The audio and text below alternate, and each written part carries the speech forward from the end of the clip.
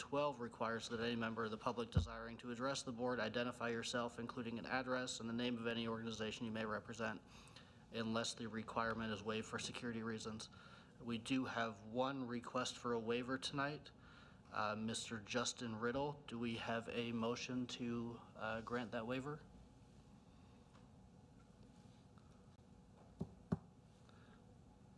All right. Since we do not have a motion, it is not granted.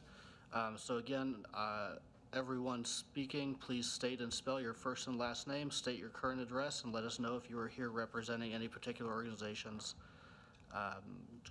In addition, we ask that you remain seated until called to the podium. Please remain at the podium and do not approach the board table. If you have any materials to distribute, please let Dr. McFarland know and she will get them from you. It is now 6:30 p.m. and our first speaker is Justin Riddle.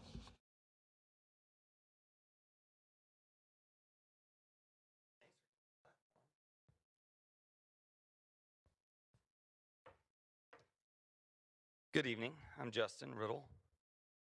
Like to submit any written commentary, please provide it to Dr. McFarland. She will make sure each member of the board gets a copy.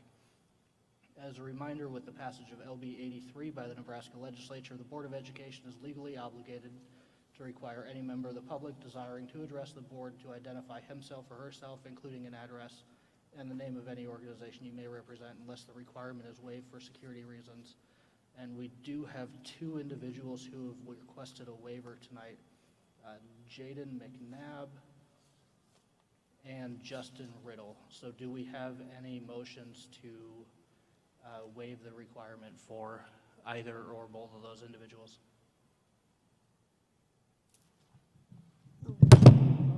Sorry. All right, we have a motion to waive. Is that a motion for both, Ms. Kratky? All right, we have a motion to waive the address requirement. Do we have a second?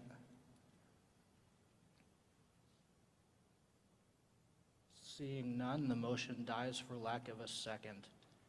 We ask that all individuals then please state and spell your first and last name, state your current address, and let us know if you're here representing any particular organizations before you begin public comment. Good evening. My name is Justin Riddle. My address is 16422 Patrick Avenue. And I think the fact that somehow between all of you, you couldn't come up with two people to pass a motion to say, yeah, we'll protect our citizens, but you passed motions in the past to keep us here a lot longer leads right into what I'm about to say. Throughout history, the same pattern emerged in later movements against segregation and for our civil rights.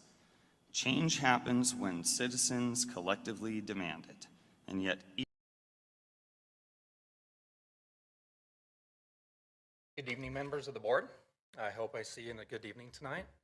My name is Scott Prohaska. I do reside in District 4 in OPS. I did request a waiver because I'm a witness to a hit and run accident, which hopefully that was on the bottom there I wrote.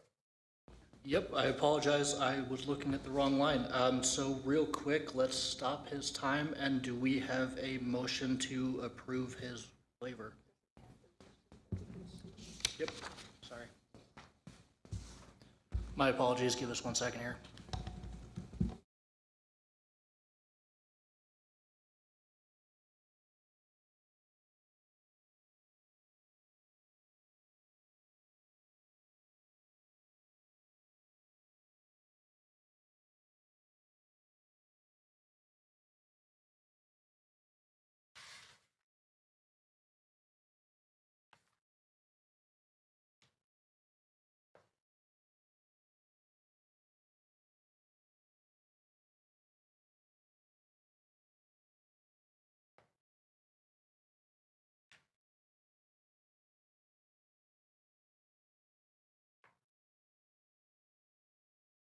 President Head, I move that we waive the requirement for an address for Mr. Prohaska.